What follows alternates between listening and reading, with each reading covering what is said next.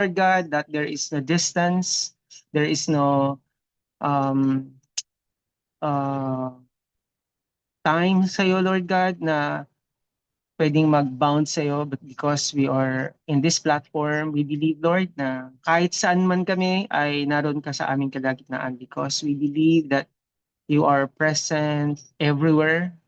And right now, Lord, we acknowledge Jesus in our midst. And thank you, Lord. Walang ibang ma-glorify, walang ibang maitaas, walang ibang sasambahin at dadakilain tanging ikaw lamang aming Panginoong Jesus. We welcome the ministry of the Holy Spirit. You are our great teacher. Minister to each one of us, Lord. Let our eyes see and our ears hear, Lord, and make our hearts receptive to your word. We ask the Holy Spirit to minister in Jesus' name.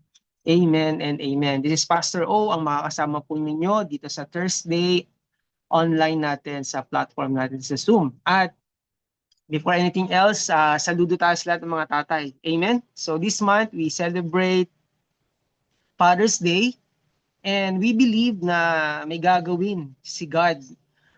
More strength, more wisdom, and more passion for mga tatay, no, mga daddy ng tahanan. So, bago tayo magtuloy-tuloy, recap muna tayo. Recap lang natin yung ating introduction kasi 'di ba nawalan tayo ng PowerPoint at hindi natin na-record. I-record natin yung mga na i-share natin last time. So, sa ating PowerPoint makikita natin na i-share ko sa inyo. Kaya merong um, Father's Day. Kung naalala nyo si Sonora na i-share natin. Sonora Smart Dad na siyang naging nag-pioneer kung bakit may Father's Day, no? Dahil one time nandoon siya sa celebration, no, church uh, meeting, no, celebration, Sunday celebration at ino-honor yung yung mga mother. Andun yun sa andun sa sige naayos yung PowerPoint. At ino-honor yung mga mommy, no, yung mga mom. So nakita niya na bakit wala yung father. So si Sonora po ay may 5 kapatid at sila ay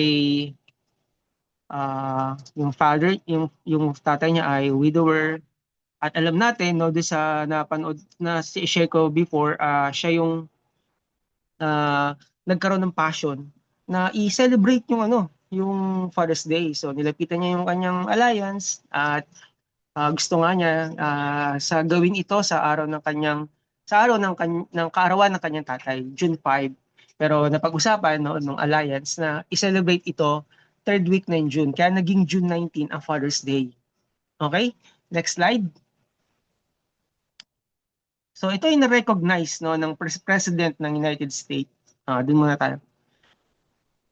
Yung ano mo na slide. Yeah, na-recognize ito ng President no si Woodrow Wilson noong 1916, no? Ito yung kaunahang na-recognize ng kanilang presidente tapos nagkaroon ng yung celebration ng Father's Day.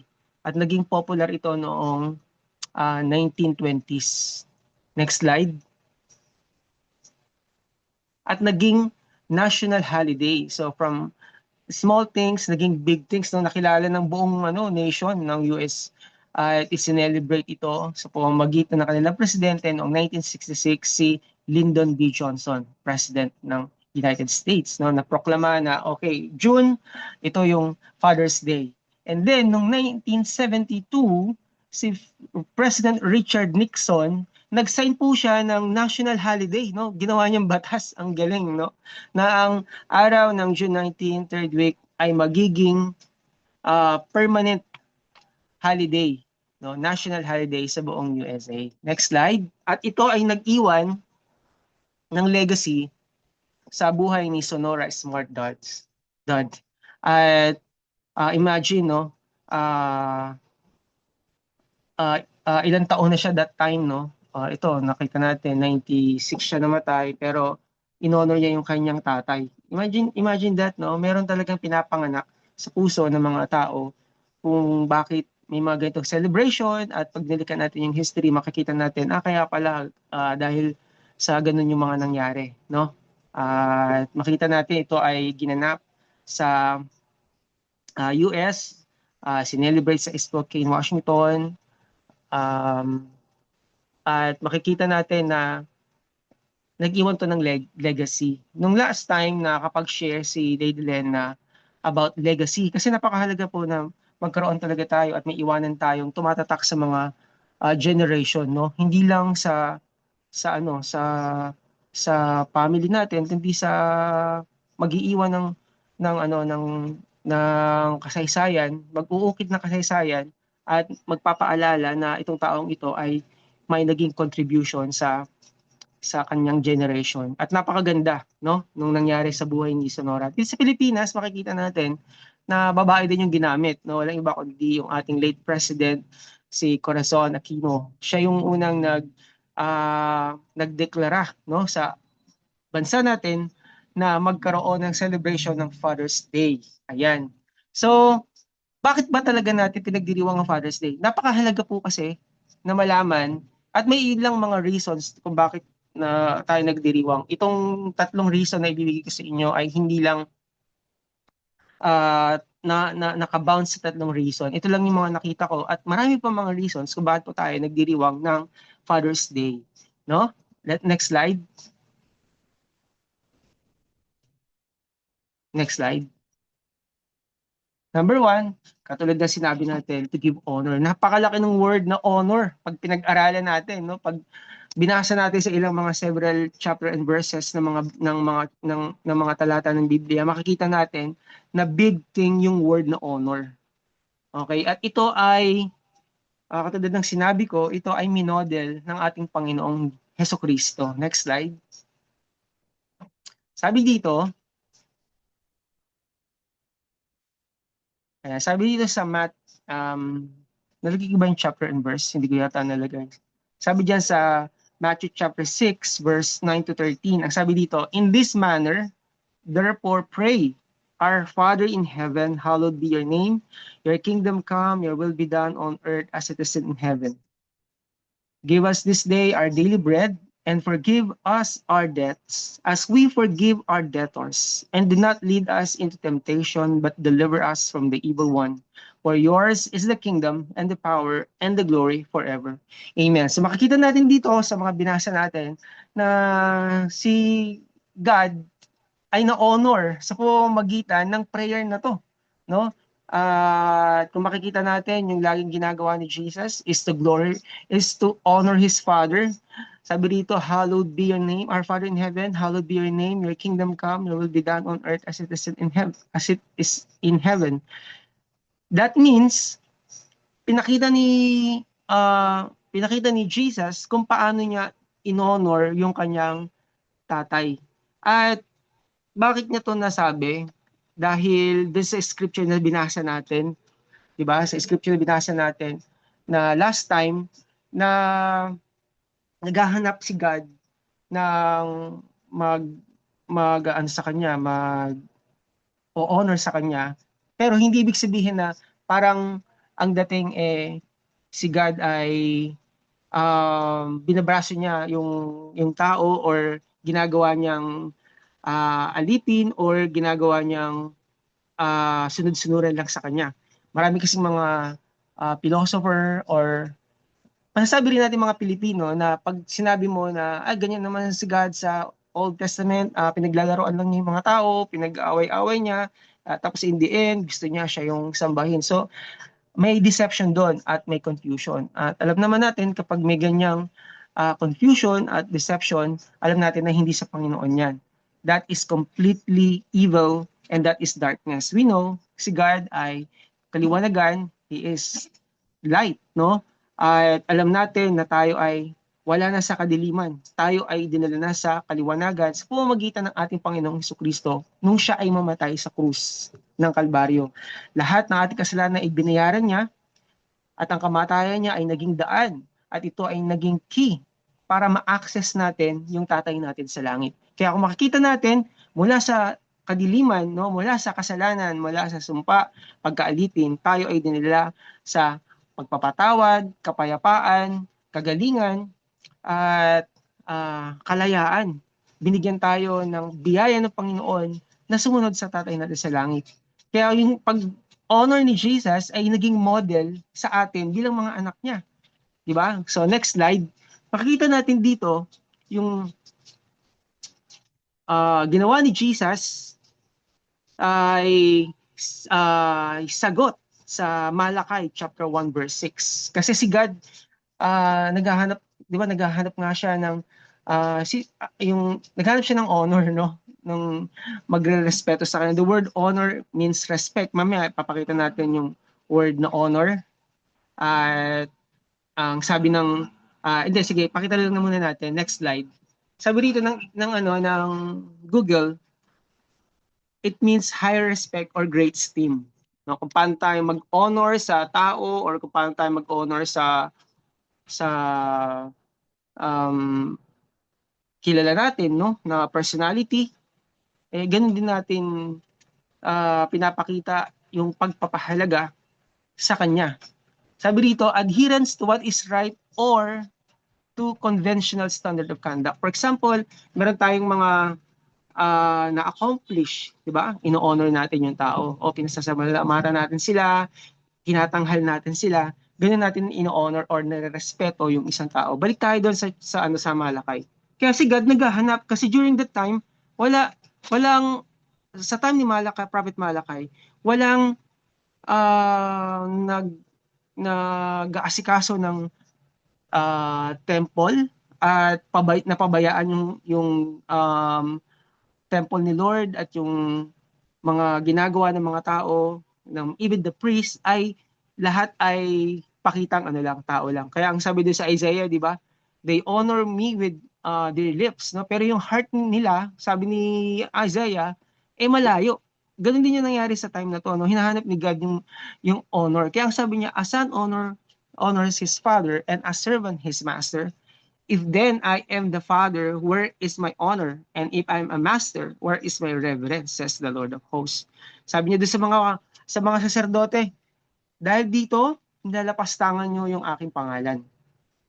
'Di ba? So, napakabigat, no? Kasi si God, hindi tao yung nagsalita sa mga saserdote, no, sa mga priest, kundi ang Diyos mismo na kanilang pinaglilingkuran. Naalala niyo po ba yung mga uh, yung mga priest before, no? Talagang pag nagbibigay sila ng policy, ng rule, talagang napakabigat at hindi kayang gawin ng tao. Kaya na dumating si Jesus, inonor niya yung tatay niya sa pamamagitan ng pagsunod. Kaya mamaya pag-usapan din natin, ibabalik ko po kayo sa Exodus at sa mga ilang talata ng Biblia na makikita natin na napakahalaga pala talaga ng pagsunod. Or yung honor ay magsasalarawan ng pagsunod natin sa Panginoon. At sa totoo lang, hindi natin kayang sumunod sa Panginoon. Diba? Napakahirap sumunod kasi katulad ng sinabi ko kanina, parang pag sinabi natin na pag sinabi ni God na for example, obey my commands, di ba? Parang ang dating is parang si God ay superior. Ang dating parang top, magpasakop ka, ganon. Parang ang dating is yung matatouch yung ego ng tao. Pero pag nakita natin, sinasabi pala ni God sa atin na mag-obey ka, it's not for Him. Hindi para kay God, na si God ay ma-feel ni God na, hi, salamat at ginagalang ako, ini-esteem ako, nare-respeto ako, ino-honor ako ng aking mga creation. Hindi pala yun. Kaya pala si God gusto niyang ma-express natin yung pag-honor natin sa Kanya, not because of we are under pressure or napilitan tayo na gawin yun, kundi gusto ni God ay may malayang decision tayo o pagpapasya na sumunod sa Panginoon. Dahil yung word na pagsunod ay word na pag-surrender. At yung salitang surrender, hindi ibig sabihin na inaapakan yung ating pride and yung ating ego. Yung word na surrender, sinasabi lang natin sa Panginoon na God, wala akong magagawa sa sitwasyon na to maliban na sa iyong pagsama at pagkilos. So we are admitting that we are limited and we say that God is unlimited. The kingdom of God is unshakable. That's why, yung pala, no, kaya ano pala gusto ni God na i-honor natin, no, siya. It's because there is a principle in heaven that when you honor God, may blessing tayong ma-receive. Hindi dahil sa focus tayo sa blessing or sa material things. No, I'm not saying yung mga bagay lang na spiritual or material na hahawakan, kundi higit pa doon yung spiritual things. Amen? At makikita natin yan sa maraming mga talata sa Biblia, lalo na sa mga sulat ni Paul, no, patungkol sa mga spiritual things. Yung mga bagay na tayo ay natatago sa pamamagitan ni Hesukristo, we are hidden in Christ, 'di ba? Yung mga word na in him, with him, through him, yun yung mga word na umuugnay at kumokonekta sa ating Panginoong Jesus, that without Jesus, di ba, sabi ng Bible, apart from Him, apart from Jesus, we can do nothing. Dahil si Jesus, siya yung nagdala at nagpakilala sa atin, sa kanyang tatay. In other words, Jesus modeled this honoring thing, no? Yung pag-esteem, yung respect sa kanyang tatay. At ganoon din dapat tayo sa ating Panginoong Hesukristo. Amen? At sa ating mga earthly father, no? Salute tayo sa ating mga tatay at sa lahat po ng mga tatay na nakikinig. Happy Father's Day po. Saludo po kami sa inyong mga sacrifices at sa inyong mga dedication sa inyong trabaho. Amen? Sa inyong pagiging tatay. Amen? Praise God. So, next slide. Ito yung sinabi ko kanina. Balik muna tayo doon. Doon sa honor. Yan, di ba yung sinabi ko kanina? High respect, great esteem, adherence to what is right, or to a conventional standard of conduct. Ito yung sabi ng sabi ng Google, no? Next slide. Sabi ng Exodus, ito yung definition no? Honor your father and your mother, that your days may be long upon the land which the Lord your God is giving you. So, ito yung reward merong reward si God dun sa mga mag-honor sa kanilang mga tatay. Kasi command nga ni Lord, di ba? Katulad na sinabi natin kanina, inutos to ng Panginoon at hindi ng tao. Next slide. Sabi dun sa Ephesians 6:1-5, children, obey your parents in the Lord, for this is right. Honor your father and mother, which is the first commandment, with promise that it may be well with you and you may live long on the earth. So pagdating sa honoring talaga, wala naman sinabi na igagalang lang natin yung mga perfect na parents. Wala namang perfect na tatay, di ba? Meron ba ritong perfect na tatay? Mr. Perfecto, wala naman, di ba? Lahat ng mga tatay, may mga flaws yan, may mga decision niya na pagkakamali in the past. Pero walang sinabi dito sa scripture. Balikan nga natin yung balik lang tayo sa Exodus, sa Old Testament. Walang sinabi diyan na qualification ng tatay na i-honor, di ba? Sabi lang ni God, honor your father and your mother. Tama ba? O, parang may narinig ako, yes, your honor. Okay, next, yung balikan natin yung Ephesians.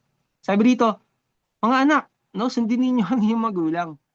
Honor your father. Binanggit ulit, pinagtibay ito ng bagong tipan, no? Sino nagsasalita dito? Sulat ito ni Pablo sa mga taga-Efeso. Honor your father and mother, which is the first commandment, with promise, may kalakip na pangako that it may be well with you and you may live long on the earth.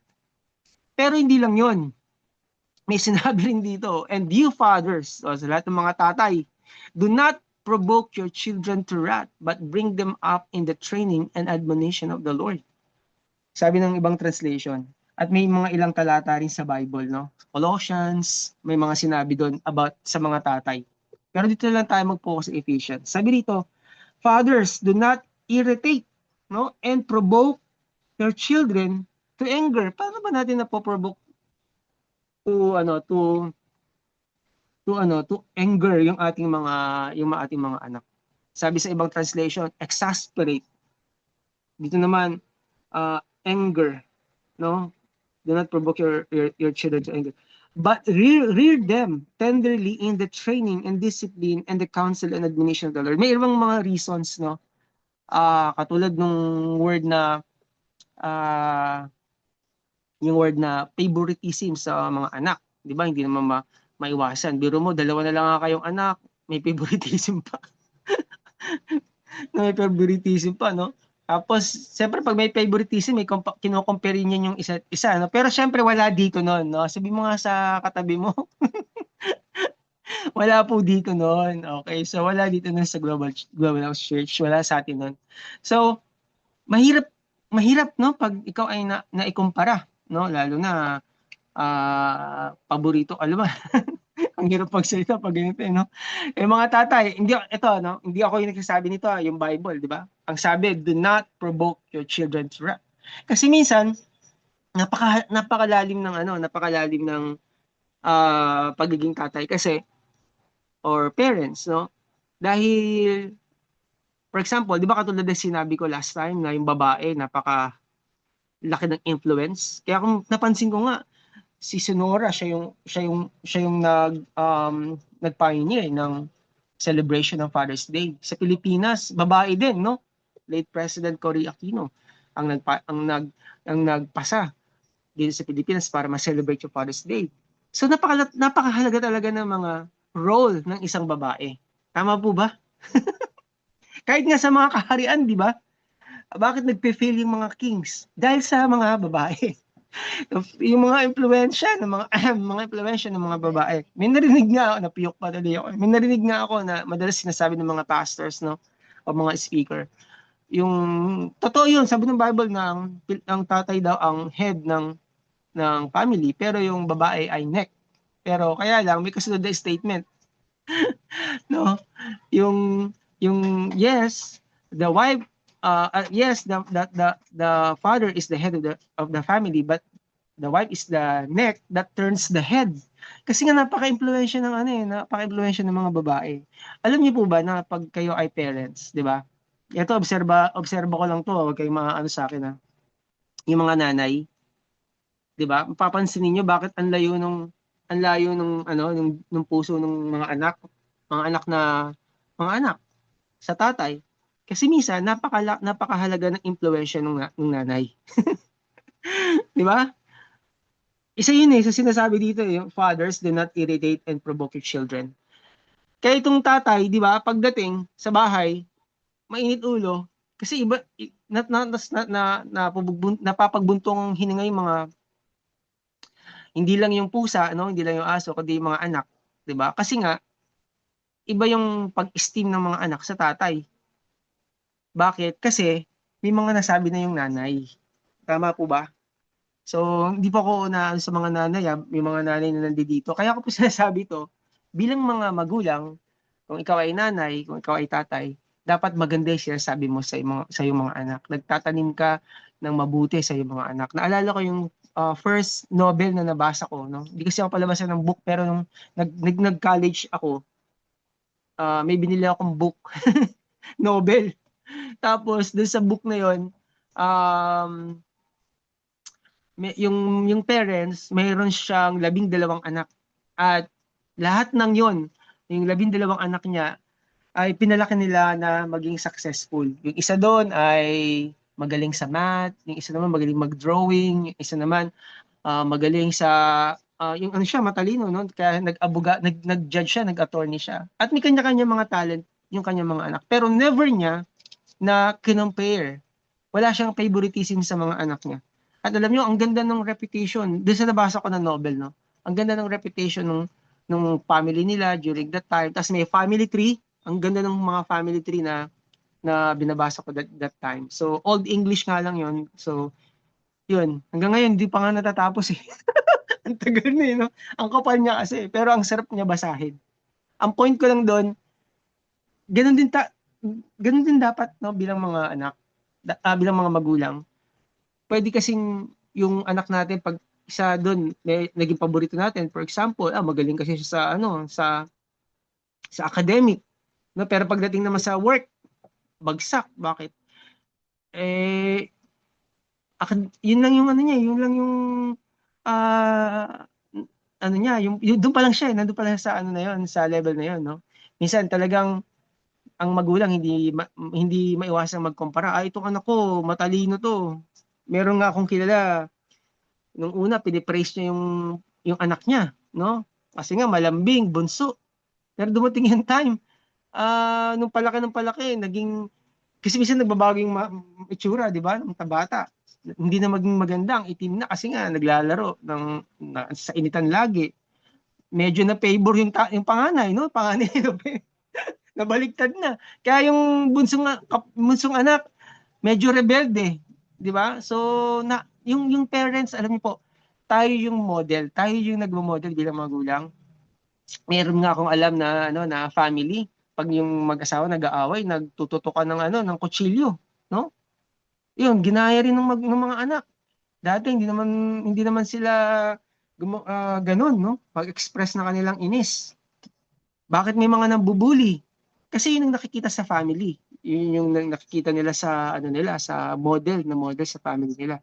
Kaya kung paano noorin ninyo yung ano bang movie to sa Netflix, yung um, about sa mga bully eh.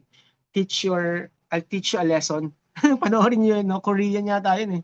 I teach you a lesson. Tama, Korean. Ang galing, no? Tinuturuan niya yung mga bully na estudyante, no? Siya yung naging tatay doon sa yun, sa movie na yun. Nasa ang napanood ko nasa episode 1 ng season 1. So sa school, about sa school, mga parents, yan, ini-spoiled nila yung kanilang mga anak. Pero alam niyo ba na tayo ay paborito ng tatay natin? Walang binabaliwala ang Panginoon. Yung dugo ni Jesus na nabubuhos sa krus ng Kalbaryo, ang siyang naging access natin sa tatay natin sa langit. That means Jesus is our access to our Father, to our Heavenly Father. Walang paborito, walang favoritism si Lord, pero tayo yung paborito. Ang gulo no? Ibig sabihin, yes, ibig sabihin, favorite ka ni Lord. Amen? Tignan mo yung mindset ni John the Beloved. Di ba? Sabi ng mga disciples, ikaw naman yung paborito eh. Kausapin mo na. Hindi, para praise ko lang to. Kasi lagi nilang inuutusan si, di ba? John the Beloved eh. Sabi ni Peter, sige na. Kausapin mo na. Tanungin mo na. Anong ibig sabihin nun, no? So si John the Beloved, yung kanyang revelation, when you read the Gospel of John, makikita mo talaga, the beloved of God. Talagang yun ang niya, no? Siya yung God's beloved. Kaya nga, lagi natin sinasabi, you cannot move, you cannot kick or fail the love man down. You cannot easily anger, you cannot easily knock down if that person is walking in the love of God. Bakit? Kasi nagkaroon siya ng revelation. Ganun yung susunod na gusto kong i-explain sa atin. Ginawa ni Jesus, next slide. Sabi rito, to glorify God. Sa John 17, next slide. Number 1, to give glory to God. Number 1, to give honor. Number 2, to glorify God. Dito sa John 17, if you read the whole chapter, ito yung pinakamahabang prayer ni Jesus sa New Testament. At makikita natin dito yung threefold prayer niya. Okay, sa bandang huli, ang sabi niya sa verse 25 to 26, O righteous Father, the world has not known you, but I have known you. Wow, nakita niyo yung nakita niyo yung relationship niya sa tatay niya. Kasi hindi mo masasabing I have known you kapag wala kang relationship doon sa isang tao. And these have known that you sent me, and I have declared to them your name, and will declare it, that the love with which you love me may be in them and I in them. So, nakita nyo, yung identity ni Jesus secure. No, siya ay love ng kanyang tatay.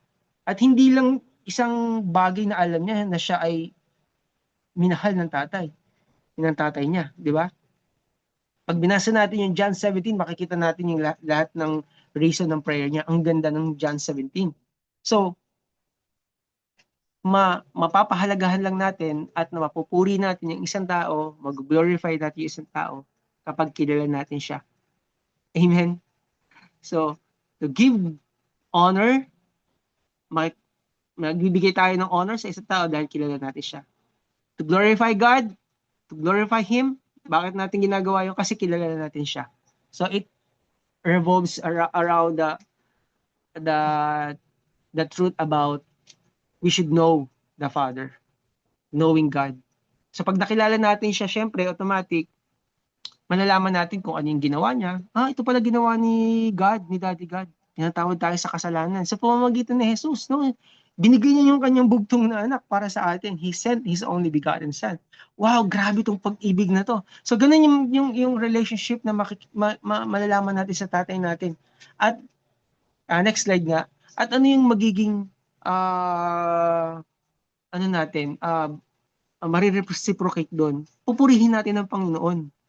Amen? Sasambahin natin siya. Sa tao nga, di ba, minsan nagpe-praise tayo. Bakit? Kasi ganun natin kilala yung tao. Ganun natin alam yung kanyang character. Di ba? So, to glorify it means, sa second, sabi ron, describe or present as admirable, especially unjustifiable. Di ba? So, hindi natin pwedeng i-praise o i-worship yung isang tao kung hindi natin siya na-encounter or nakilala o naranasan. Di ba? Minsan tayo, ay, tatay ko, wala ka sa tatay. Di ba? Minsan payabangan pa nga di ba? Wala ka sa tatay ko. Di ba?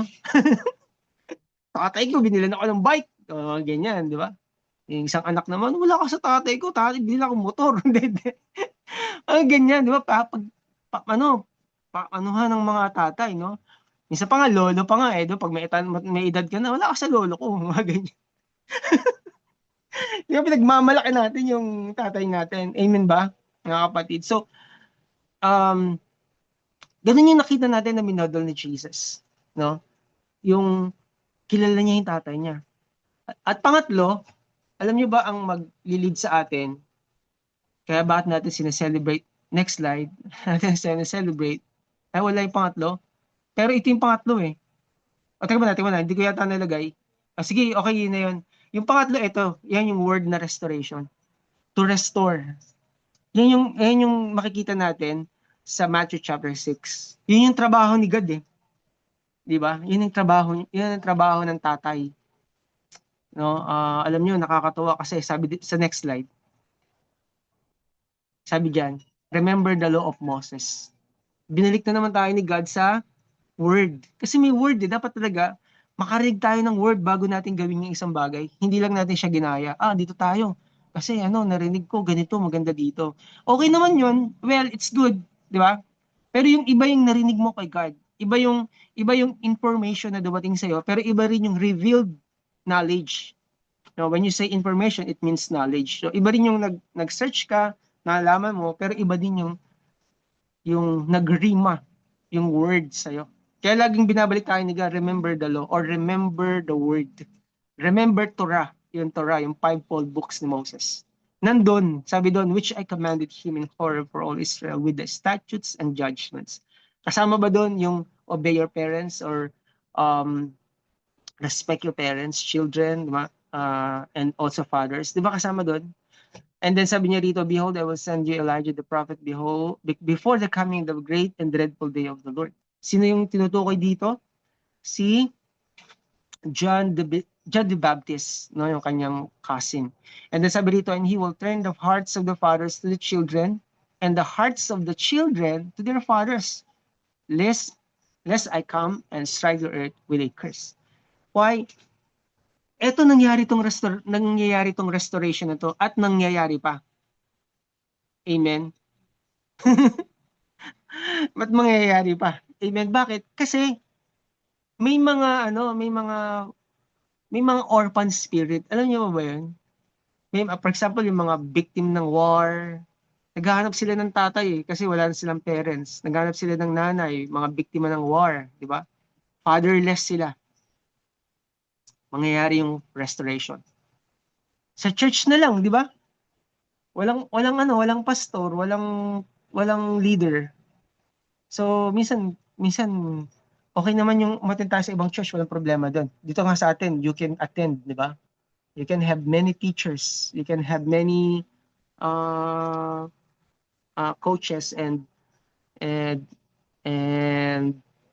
tawag dito, mentors. Pero dapat meron kang isang pastor, di ba? Pero hindi ko sinasabi na pag andun na yung abuse, okay lang sa'yo. Hindi. Kaya nga maraming mga na misuse yung authority kasi hindi nila alam kung paano gamitin ng tama. Dapat alam natin yung proper use. No? Hindi tayo mag-take advantage. Katulad ng ginawa ni Eli, no, sa kanyang mga anak. Yung mga anak niya, pinababayaan lang niya. No? Nakaupo lang siya, pakuya-kuya. Pero yung mga anak niya, pinababayaan niya. Nirebuke siya ng prophet, si Prophet Samuel. Sa pamamagitan nun, nirebuke siya ni God sa pamamagitan ni Prophet Samuel. Kinausap siya, Eli, ganyan-ganyan, nag-prophesy siya. Pinababayaan lang niya yung mga anak niya na kapastanganin yung templo. Di ba? Alam natin yung sa book ni Samuel, sa Old Testament. So, ganun din yung marami na bakit ganun yung response? Kasi walang proper nurturing ng tatay. Minsan pag napapagalitan ba tayo, sumasama yung loob natin. Siyempre, di ba? Pag napapagalitan tayo ng parents natin, ng tatay natin, di ba? Pero tanggapin nyo lang, no? Alam, di naman tayo papahamak. Meron bang tatay na masama, nagpahamak sa anak niya? Meron, di ba? Meron naman. Pero gusto ko pong sabihin sa inyo na yung pagpapatawad, pagmamahal, ay hindi natin pwedeng ibigay sa kanila. At alam ko pong mahirap. Alam ko pong mahirap yan. Pero we need to release them to the Lord. Patawarin natin yung tatay natin, yung nanay natin. Kasi mahirap talaga na, Sir Olan, hindi mo kasi naranasan. Di ba? Pero, yun yung sabi ng Bible, di ba? Hindi wala naman sinabing pag mabuti lang yung parents mo, doon mo lang i-honor, or kapag nagawan ka ng maganda ng magulang mo, ikaw ay na-bless o napamanahan ka ng mga ari-arian, doon mo lang siya i-honor, i- ipi-praise. Hindi naman eh. Ang sabi ron, ang sabi sa Biblia, honor your parents. So walang adjective na iba doon. Your parents agad. 'Di ba? Hindi mo siya i-honor kasi mabuti, hindi mo siya i-honor. Hindi mo na siya i-honor kasi masama siya. Hindi. Meaning to say, masama at mabuting magulang, i-honor natin. I know mahirap kasi maraming mga anak na hindi nagawa ng maganda ng kanilang mga magulang. Kaya nagtanim ng galit. But I want you to release your hates, your anger to God. And we need, katulad ng sinabi ko kanina, we need Jesus. Di ba? Hindi natin magagawa yung bagay na magpatawad o lumimot kung wala ang Panginoong Jesus. Hindi natin makakalimutan, nandito sa isip lang natin yan. Pero makako-conquer natin. Amen? Mako-conquer natin because Jesus conquers everything. Sabi ni Jesus, cheer up, I have conquered the world. Binigyan tayo ni God ng strength, binigyan tayo ni God ng wisdom. Amen? Kaya bakit natin dapat i-release sa Panginoon? Kasi yung katawan natin ay hindi capable na magdala ng hatred or ng galit o inis. The moment that you nurture hatred is the moment that you will tawag dito, yung body mo mag paano ba to? Gusto ko sabihin. Hindi niya makakayanan yung lalabas sa katawan mo yung sa emotion natin, sa ating attitude, sa ating character. Lalabas at lalabas yung maiinis ka o magagalit ka. Kasi nga sinolo mo, 'di ba? And eventually magma-manifest yan sa physical body, pwede ka pa magkasakit, 'di ba? Pwedeng kakaisip mo, kakagalit mo sa yung magulang. Kasi marami sa atin, marami akong mga nakausap na ginawan sila ng hindi maganda ng parents nila, kaya sila ganon, masama ang loob nila. Hindi sila grabe, may nakakausap, milyonaryo yun, ha? Grabe, ang dami niyang pera, pero hindi siya masaya. Kasi nga sa magulang niya. Sabi ko, wow, may ganito pala tao. Pero itago na natin siya sa pangalang, hindi, di ba? So, ganun, no? Ganun dapat. I-release natin, ibigay natin sa Panginoon. Merong restoration. Gusto ni God na i-restore ka doon sa identity mo. Na ikaw ay anak ng Diyos. Kasi pag naisip mo, di ba? Yung identity mo, orphan, kasi nga, wala kang tatay, wala nag-aaruga sa'yo. Hindi yung totoo. Di ba? Meron kang tatay sa langit.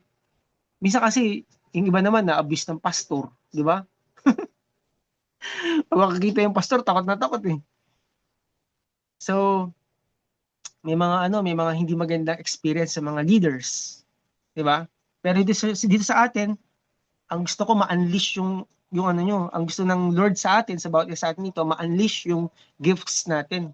Hindi tayo kinukulong sa isang lugar na, ito lang makakayanan mo, diyan ka lang, mag-MC ka lang. Hindi, lahat tayo dito mag-share, we share the pulpit.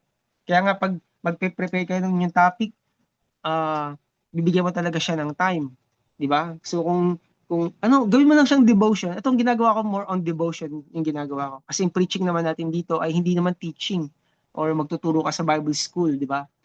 Dito sa atin, more on encouragement and syempre evangelistic preaching. May mga times na dumarating yung teaching, di ba? Masakit, syempre, pag na dumating yung tinuturuan talaga tayo. Pero it's the word of God, di ba? Sabi naman ng Bible, sa Timothy, di ba? Ito ay, ang salita ng Diyos ay inspired by God at magagamit ito for rebuking, di ba? Reproof, for correction, for discipline. Kaya pag narinig mo yung word of God, konting ano lang, konting pihit lang, di ba? Doon para tumama ka rin sa ano sa konting fine tune para tumama rin sa frequency. 'Di ba kasi tayo rin yung magbe-benefit, 'di ba? Pag wala malayo yung heart natin, wala tayong iniisip na naiinis ako sa tatay ko, naiinis ako sa nanay ko, sana ganito na ako, 'di ba? Pinigil niya akong mag-artista, gusto ko pa naman maging artista, ayaw niya akong maging artista. Naalala ko nung kabataan ko, uso pa yung party. Hindi ko na sasabihin yung party, baka may magsalita dito, no? Pero party na lang, party. Hindi na disco. Munti ko na masabi. Si Sister Grace yan, alam niya yung disco. Pero disco, hindi ko pa naabutan yan, no?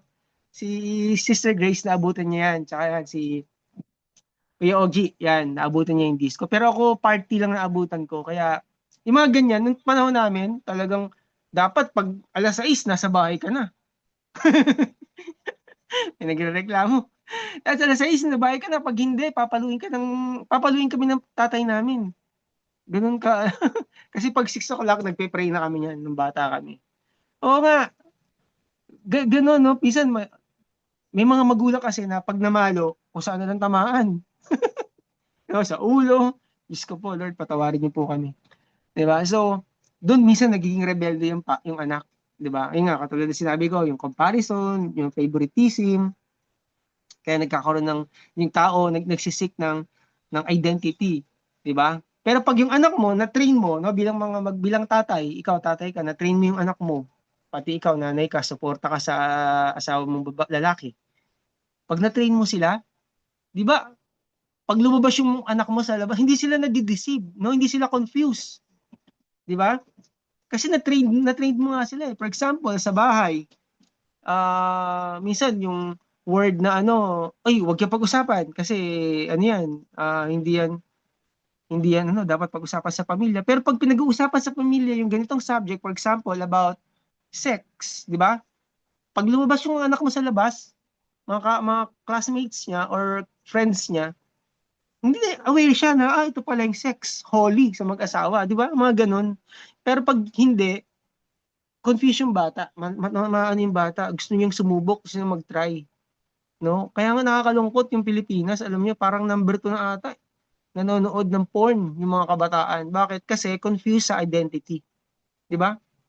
Kaya si God, hindi siya confused. Kaya alam niyo yung ginagawa niya. Kaya tayo, pag mga anak natin, ninurture natin, pag pag ano lumabas yan, ay alam ko yan, sinabi ng tatay ko yan. Ganito mangyayari sa'yo, masisira yung body mo, di ba? Kasi hindi naman tayo dinesign ni Lord para sa ganyan, di ba? We are not capable to do that. Bakit mabibreak yung body natin, mabibreak yung ating sarili, katawan. Okay. Ano gusto na dyan? Let's pray. Parang nakita ko, let's pray. Kaya mananalangin na tayo, mga kapatid. Number one, so sabihin ba, several things bakit natin celebrate ang Father's Day. Number one, to give honor. Number two, to glorify God. Number three, Jesus is our restorer. No?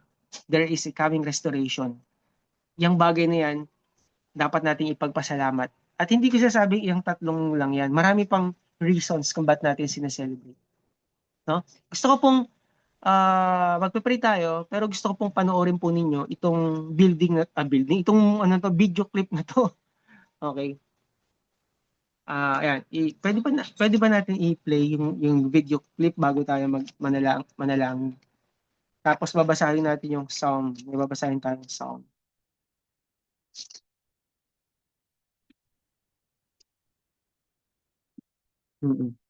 Tapos mananalangin po tayo.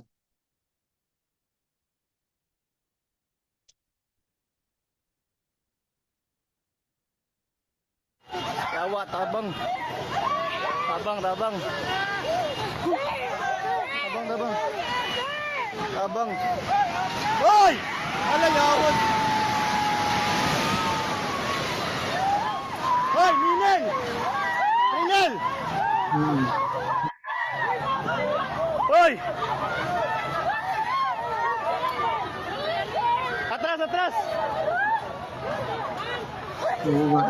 Bagsak agad eh. Shit, natumba. Hoy, check yung mga kauban. Naklatan. I-check ba, hoy? I-check, ma'am. Kita kauban mo, Bert. Timan ni Bert. Hoy, Di ba may taga isa Jollibee. pang ano? Tanawa, Okay, taga tayo sa isa. Jollibee. Isa-isa. Para mahaba eh. Ayan, so nakita natin, no, na flattened yung building. Ito namang isa, panoorin natin to. Parehong ano yan ha, parehong 7.8 magnitude. Daan lang! Ayan, ito naman. Pareho lang. Tingnan yung building. Ay, bong. Nagsismay lang, di ba? Bakit kaya? Are! Tukuro ka. Ayan, thank you. Thank you, Sister Sondra. Nak, thank you. So nakita natin yung first video clip sa ating illustration, and then ito yung second video clip nakita natin. Pag kinompare natin, magpapaisip tayo, bakit kaya, 'di ba? Yung isa na flattened, no? Pero pareho lang naman 7.8 magnitude yung earthquake. Kasi yung pangalawa, malalim yung pundasyon. Yung una, substandard. Na flood control yung una eh. Na grabe, pag ginawa mo talaga yung all ng shortcuts at mga unscrupulous things sa yung bagay, sa yung mga business, magiging ganon, mapa-flatten, no? Talagang durug eh, no? Shallow lang nakatanim. Kaya nga sabi dito sa Psalm 127, except the Lord builds the house, they labor in vain who built it. Except the Lord keeps the city, the watchman wakes but in vain. So makita natin na dapat hayaan natin na si God ang mag-build sa atin. Amen?